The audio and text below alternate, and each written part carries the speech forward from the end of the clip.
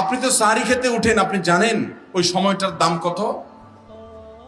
আমরা বেশিরভাগ মানুষ জানি না ভোর রাতের এই সময়টার দাম কত। আরে ভাই, এই সময়ের দোয়া 1 মিনিটের দোয়া অন্য সময়ের 100 মিনিটের সমানও না।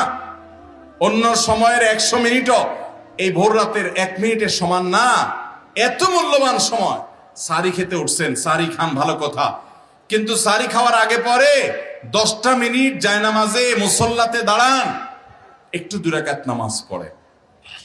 এই সময়টা দোয়া কবুল হয়। আল্লাহ ডেকে ডেকে বান্দাকে দেন। একটু হাত তোলেন, চেষ্টা করবেন তো ইনশাআল্লাহ? সাহারি খেতে উঠে দোয়া করবো তো ইনশাআল্লাহ? আপনার বাসার এক কোনায় চলে যাবেন, একটু আলো আধারিতে চলে যাবেন, সেখানে গিয়ে বসে আল্লাহর কাছে একটু কথা বলবেন। সেজদা চলে যাবেন, সেজদা গিয়ে আল্লাহর সাথে একটু মন খুলে কথা বলবেন। আল্লাহ, আমি অনেক গুনাহ করেছি, আল্লাহ আমি অনেক পাপিষ্ঠ। শুনেছি আপনার রাসূল জানিয়েছেন যে এই মাসে নাকি আপনি অনেক পাপিষ্ঠকে মাফ করে দিবেন। আল্লাহ, আপনি নাকি অনেক জাহান্নামে যাদের নাম চলে গেছে জাহান্নামী তালিকাভুক্ত, তাদেরকে মুক্ত করে জান্নাত দিয়ে দিবেন, আপনি নাকি ওয়াদা করেছেন। আল্লাহ, আমাকে একটু তাদের মধ্যে শামিল করে দেন। আল্লাহ, আপনি দিলে আপনার কোনো অভাব হবে না। আল্লাহর সাথে একটু কথা বলা, মুনাজাত করা ভোর রাতে করার চেষ্টা করবো তো ইনশাআল্লাহ?